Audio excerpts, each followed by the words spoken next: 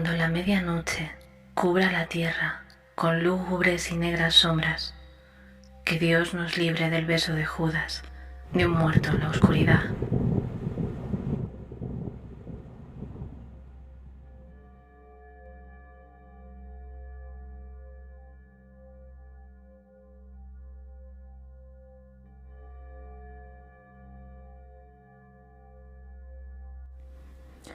El doctor Stein se levantó y observó por la ventana la creciente oscuridad. «Entonces, ¿crees que podrás pasar la noche aquí?», le preguntó a su acompañante. Este, de nombre Folrid, asintió. «Sí, por supuesto. Supongo que tendré que ocuparme yo. Una costumbre bastante inútil y primitiva esta de velar a un muerto», comentó el doctor, que se disponía a marcharse. «Pero supongo que tendremos que respetar las costumbres, aunque solo sea por decoro. Podría intentar encontrar a alguien que te acompañara en la vigilia». Folrid se encogió de hombros. «Lo dudo mucho. Farrell no era muy popular, no tenía muchos amigos. Yo mismo apenas lo conocía, pero no me importa velar su cuerpo». El doctor Stein estaba quitándose los guantes de goma y Folrid observaba el proceso con un interés que era casi fascinación. Un ligero e involuntario temblor le sacudió al recordar el tacto de aquellos guantes, resbaladizos, fríos y húmedos, como el tacto de la muerte.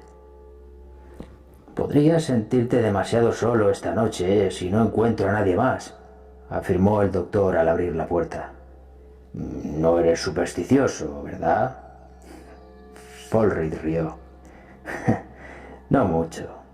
Lo cierto es que, por lo que he oído acerca del trato de Farrell, prefiero estar ahora velando su cuerpo que haber sido uno de sus invitados cuando aún vivía». La puerta se cerró y Folrid se dispuso a iniciar la vigilia. Se sentó en la única silla que parecía haber en la estancia.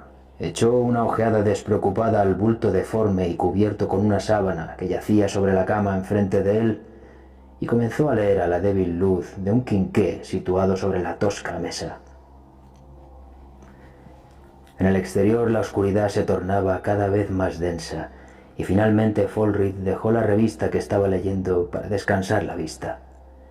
Miró de nuevo el bulto que en vida había sido la silueta de Adam Farrell, preguntándose qué rareza propia de la naturaleza humana hacía que la visión de un cadáver resultara no ya desagradable, sino más bien aterradora para cualquier ser humano. Qué ignorancia irreflexiva ver en las cosas muertas un recordatorio de la muerte venidera, concluyó desperezándose, y comenzó a reflexionar ociosamente acerca de lo que la vida había deparado a este cejijunto y malhumorado viejo, el cual carecía de familiares y amigos, y pocas veces había salido de la casa en la que murió finalmente. Los habituales rumores acerca de una riqueza mezquinamente amasada habían ido creciendo, pero Folrid estaba tan poco interesado en todo ese asunto que no sintió siquiera la necesidad de luchar contra la tentación de lanzarse a la caza de algún posible tesoro escondido en la casa. Volvió a su lectura encogiéndose de hombros. La vigilia se estaba haciendo más aburrida de lo que había pensado. Después de un rato se dio cuenta de que cada vez que levantaba los ojos de la revista y los dirigía hacia la cama que cobijaba a su lúgubre ocupante, pegaba un involuntario respingo, como si por un instante se hubiera olvidado de la presencia del muerto y le volviera a la memoria al mirarlo. El respingo era leve e instintivo, pero estuvo a punto de enojarse consigo mismo por tal ridiculez. Por primera vez se dio cuenta del profundo y mortecino silencio que envolvía a la casa, un silencio aparentemente compartido por la oscuridad del exterior, ya que no llegaba sonido alguno a través de la ventana. Adam Farrell había vivido tan lejos de sus vecinos como le había sido posible, y no había casa alguna en las proximidades. Folrid sacudió la cabeza como si quisiera borrar de su mente cualquier especulación desasosegante y retomó la lectura. De repente, una ráfaga de viento entró por la ventana. La llama del quinqué titiló y se apagó súbitamente. Maldiciendo en voz baja, buscó a tientas unas cerillas, quemándose los dedos al tocar el borde del quinqué. Prendió una cerilla, volvió a encender la luz y al dirigir la mirada a la cama experimentó un terrible sobresalto mental. Los ojos de Adam Farrell estaban clavados ciegamente en él, con la mirada muerta, desorbitada e inexpresiva, enmarcada en los rasgos retorcidos y grises del muerto.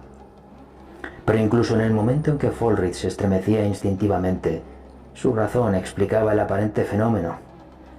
La sábana que cubría el cuerpo había sido colocada descuidadamente sobre el rostro y el repentino soplo de viento la había movido, retirándola hacia un lado. Sin embargo, había algo grotesco en todo aquello, algo terriblemente sugestivo, como si en la encubridora oscuridad una mano muerta hubiese retirado la sábana, como si el cadáver estuviera a punto de levantarse. Folrid, un hombre de viva imaginación, se encogió de hombros ante estos lúgubres pensamientos y atravesó la habitación para volver a colocar la sábana. Los ojos inertes parecían observarle maliciosamente, con una crueldad que trascendía la tosquedad del muerto en vida. Comprendió que se trataba tan solo de las maquinaciones de su vívida imaginación y volvió a cubrir el rostro ceniciento, encogiéndose cuando su mano tocó sin querer la fría carne, resbaladiza y húmeda, el tacto de la muerte. Se estremeció con la revulsión natural que sienten los vivos hacia los muertos y volvió a su asiento y a su revista. Finalmente, cuando empezó a sentir sueño, se tumbó sobre un diván que, por algún extraño capricho del difunto dueño, formaba parte del escaso mobiliario del cuarto y se dispuso a dormir. Decidió dejar la luz encendida, intentando convencerse de que lo hacía por seguir la costumbre de dejar alguna luz ardiendo por los muertos. Y es que no estaba dispuesto a reconocer que realmente detestaba estar tumbado en la oscuridad con el cadáver. Dormitaba. Se despertaba bruscamente y lanzaba la mirada al bulto cubierto con la sábana que yacía sobre la cama. El silencio reinaba en la casa y fuera se extendía una profunda oscuridad. Se aproximaba la medianoche, ejerciendo su sobrecogedora influencia sobre la mente humana. Folrid dirigió una vez más su mirada hacia la cama donde yacía el cuerpo y la visión del bulto cubierto por la sábana le pareció sumamente repulsiva. Una absurda idea había aflorado en su mente haciéndose cada vez más nítida. La idea de que bajo la sábana el cuerpo sin vida se estaba transformando en algo extraño y monstruoso, en un ser abominable y consciente que le observaba con ojos que ardían a través de la tela. Justificó este pensamiento, obviamente una mera fantasía, como una consecuencia de la influencia de leyendas sobre vampiros, fantasmas y otras invenciones, los terribles atributos que los vivos otorgan a los muertos desde tiempos inmemoriales, desde que el hombre primitivo reconoció en la muerte algo horrendo y separado de la vida. El hombre temía a la muerte, pensó Folrid, y parte de este miedo a la muerte era transferido a los muertos de forma que también ellos eran temidos. Y la visión de un muerto engendraba espantosos pensamientos, producía oscuros miedos heredados a través de las generaciones, acechándonos en los oscuros recovecos del cerebro. Sea como fuere, aquella cosa silenciosa y tapada estaba crispándole los nervios. Pensó en descubrirle el rostro, siguiendo la creencia de que la familiaridad resta gravedad a las cosas. La visión del semblante, relajado e inerte, haría que se desvanecieran las absurdas conjeturas que lo asaltaban en contra de su voluntad. Pero la idea de aquellos ojos clavados en él a la luz de la lámpara le resultaba intolerable, de manera que al final volvió a apagar la luz y se tumbó. Este miedo le había acechado de forma tan insidiosa y gradual que no se había percatado de cómo había ido creciendo en él. Sin embargo, al extinguirse la luz y desaparecer de su vista el cadáver, las cosas volvieron a su verdadera proporción y naturaleza, y Folrid cayó dormido casi instantáneamente con una leve sonrisa dibujada en los labios por su anterior necedad. De repente se despertó. No sabía cuánto tiempo había estado durmiendo. Se incorporó en el diván, mientras el pulso le latía frenéticamente y un sudor frío le empapaba la frente. Supo de inmediato dónde se hallaba y recordó al otro ocupante de la habitación. Pero, ¿qué es lo que le había despertado? Un sueño, o sí, ahora recordaba, un espeluznante sueño en el que el muerto se alzaba de la cama y andaba con los miembros rígidos por la habitación, con los ojos en llamas y una horrible mueca en sus labios grisáceos. Folrid parecía haber estado inmovilizado e indefenso, y entonces, cuando el cadáver extendió hacia él una nudosa y terrible mano, se despertó. Se afanó para ver a través de la penumbra, pero la habitación estaba sumida en total oscuridad y fuera reinaba tal negritud que ni un solo rayo de luz entraba por la ventana.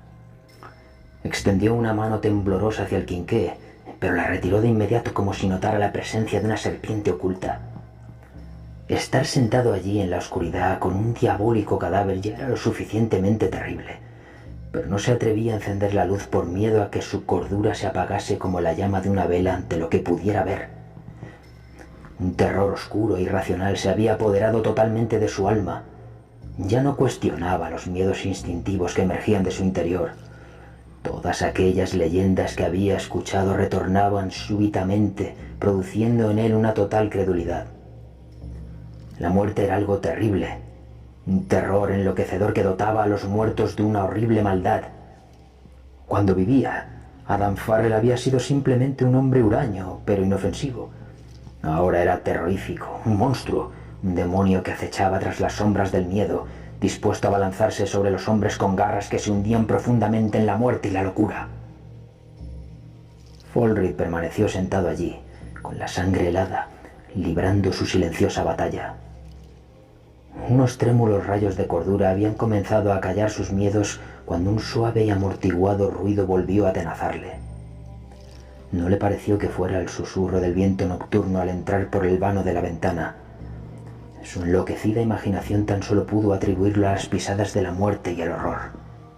Se levantó de un salto del diván y a continuación se quedó de pie indeciso. Tenía en mente escapar, pero estaba demasiado aturdido para formular siquiera un plan de huida. Incluso su sentido de la orientación lo había abandonado. El miedo había idiotizado tanto su cerebro que no era capaz de pensar coherentemente. La oscuridad se derramaba en largas ondas a su alrededor, y esta penumbra y vacío se introdujeron en su cabeza. Sus movimientos eran instintivos. Parecía estar inmovilizado con poderosas cadenas y sus miembros respondían torpemente, como si fueran los de un débil mental. Estos miedos espantosos se concretaron en una idea abominable: que el muerto se hallaba a sus espaldas, acercándose a él por atrás. Ya no pensaba en encender el quinqué, ya no pensaba en nada. El miedo había conquistado todo su ser, no quedaba espacio para nada más. Retrocedió lentamente en la oscuridad, con las manos a sus espaldas, palpando instintivamente la vía de escape. Con un terrible esfuerzo, logró sacudirse en parte las brumas del terror que lo atenazaban, y con el cuerpo empapado de sudor frío se esforzó por orientarse. No podía ver nada, pero la cama estaba al otro lado de la habitación, delante de él. Empezó a retroceder, alejándose de ella. Allí era donde yacía el muerto, de acuerdo con las leyes naturales. Pero si la cosa estaba, como pretendía, a sus espaldas, entonces las viejas historias resultarían ciertas. La muerte era capaz de insuflar a los cuerpos sin vida una animación ultraterrena, y los cuerpos efectivamente vagaban entre las sombras para imponer su espantosa y endiablada voluntad sobre los hijos de los hombres. Entonces, Dios mío, ¿qué era el hombre sin un lloriqueante infante, perdido en la noche y asediado por criaturas terroríficas procedentes de los negros abismos e ignotos vacíos de espacio y tiempo? No llegó a estas conclusiones mediante ningún proceso racional, sino que éstas se introdujeron en toda su plenitud en su cerebro aturdido por el miedo. Siguió retrocediendo lentamente, tanteando a ciegas, aferrándose al pensamiento de que el muerto debía estar delante de él. En ese momento, las manos echadas hacia atrás toparon con algo resbaladizo, frío y húmedo, como el tacto de la muerte. Un grito retumbó haciendo eco, seguido por el impacto de un cuerpo al derrumbarse.